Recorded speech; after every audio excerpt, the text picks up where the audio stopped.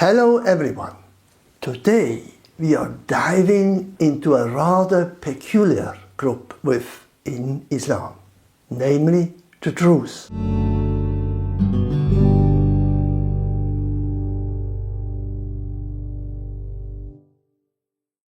If you are curious about who they are, what they believe and why they are peculiar, this video is for you. Stick around because we are going to explore it all. For more in-depth information you can check out my book Ask Your Muslim Friend, where I cover this topic in section 1.6.6. One outstanding belief I would like to mention to you right at the beginning. And this is the Druze belief that women are spiritually superior to men. Are you shocked to hear this? In addition, women are seen as more capable of understanding the Druze Holy Scriptures. But let me explain now step by step. What do we know about the origin of the Druze? Now, here is where it gets really interesting.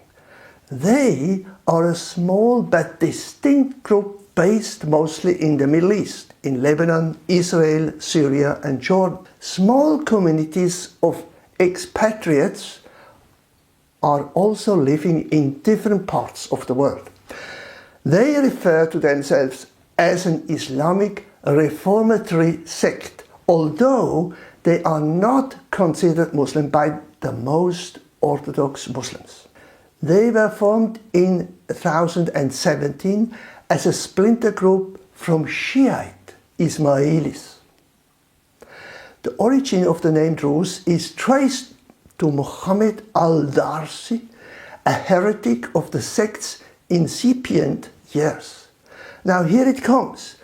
The foundational belief of the Druze sects is they firmly believed that Allah was incarnated in human forms, and the final incarnation was the Islamic leader Fatimid Caliph Hakim, who lived from 996 to 1021. And now listen, this man is believed to be still alive and is hiding in secret place somewhere in the world. What do you think about this theory? Let me know in the comments. The Druze further believe that Hakim is the true ruler in the name of Allah. He is now in hiding but will return at the end of time as the so-called Qaim or Ariser or Mahdi, which means the guided one. After their leader went into hiding, the Druze used the practice of taqiyya, which means they concealed their true beliefs and outwardly accepted the religion beliefs of those amongst whom they lived. Now, in addition, I like to mention some unique features of the Druze. First, they speak Arabic and have a similar social pattern to other Arabic nations. Secondly, however, they are heavily influenced by Greek philosophical thinking and also about other religions. They call themselves Al-Tawhid, which means the people of monotheism, or Mahwahuddin, which means monotheists. Hence they believe strongly in the only, namely Allah. Fourth point. The main architect of the movement was a man named Hamza ibn Ali ibn Ahmed. Fifth point, they believe that they are the sole custodians of a religious doctrine hidden from the rest of the world and written down in their own book called The Wisdom. Sixth point, Druze do not fast, do not go on pilgrimage, nor attend prayers in mosques. Seventh point, Druze do not propagate their faith, as no one can become a Druze by conversion, but only by birth. 8th point. Druze believe in reincarnation, where souls are reborn as humans. Point 9. Thus, many Druze have strange stories to tell their children by giving accurate details about their previous lives. Number 10.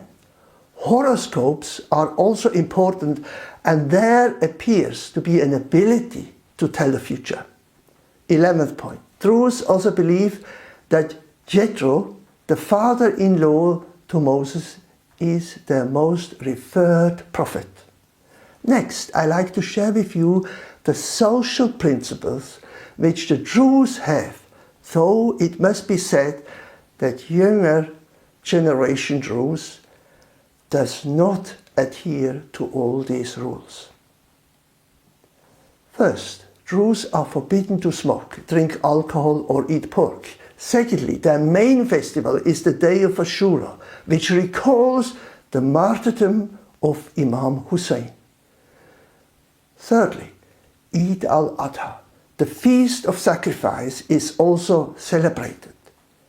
4th point, Druze people in general are very hospitable, and they are often very curious about new people they meet.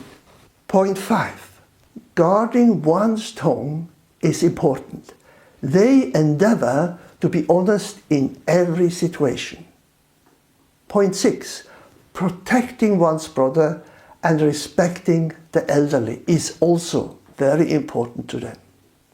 Point 7, helping others and protecting one's homeland is a priority. Next, let me outline the two groups of the Druze in which they are split. First, the outer group called al-Juhada, the ignorant, are not granted access to the secret Druze holy literature. They form the Druze political and military leadership and generally distance themselves from any religious issues. They comprise about 90% of all Druze people.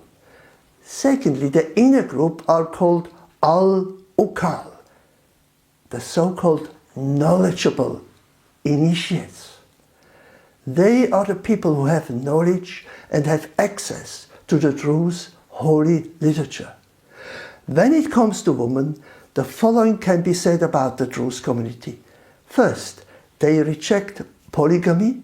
Secondly, they do not intermarry with other Muslims, Jews, or any other member of another religious people. Thirdly, marriage outside the community can mean ostracism. 4th point, Druze women, as in many other Muslim communities, fight for more basic human rights, such as equal education and job opportunities, more freedom in public life, etc. Number 5, now it comes back to the peculiar point which I mentioned at the beginning. The Druze community, women are considered especially suitable to become Ukal, which means they are even regarded to be spiritually superior to men.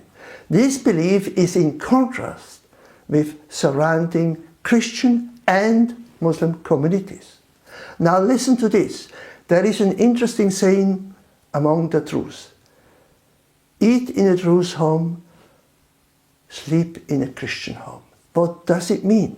It is evident that Druze do not really trust their own people nor their other Muslim people, since they do not feel safe staying overnight with them. However, they feel safe in a Christian home and are willing to stay there overnight. The reputation of the Christian people is therefore very good, since people trust them. I love to hear from you. Have you ever had any experience with Druze Muslims? What do you think about their beliefs? Do you see them as a sect, or do they fall within the broader umbrella of Islam? If you are a Muslim, how do you perceive their views on women? share your thoughts and experience in the comments below. I'm really curious to hear what you think. If you found this video informative, please give it a thumbs up and don't forget to subscribe to the channel for more content like this. If you have any questions or want to dive deeper into this topic, leave them in the comments and I will be happy to respond. You can also find more detailed information in my book, available for free download on our website. Thanks for watching, and until next time, take care and God bless.